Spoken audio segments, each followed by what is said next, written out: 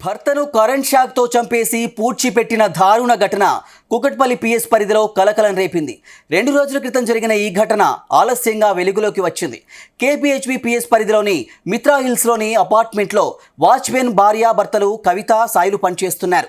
15 ఏళ్లుగా విడివిడిగా ఉంటున్న భార్యాభర్తలు గత వారమే హైదరాబాద్కు వచ్చి అపార్ట్మెంట్లో వాచ్మెన్గా పనిచేస్తున్నారు. భార్యాభర్తలు భయంకరమైన వ్యాధితో బాధపడుతున్నారు.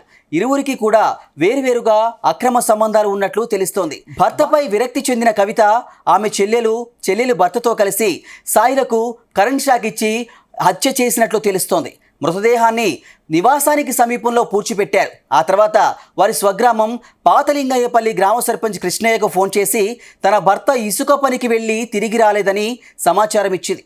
దాంతో సర్పంచ్ స్థానికులను నిలదీయడంతో అసలు విషయాలు బయటపడ్డాయి. సర్పంచ్ ఇచ్చిన ఫిర్యాదుతో కేపీహెచ్బీ పోలీసులు కేసు నమోదు చేసి దర్యాప్తు చేపట్టారు.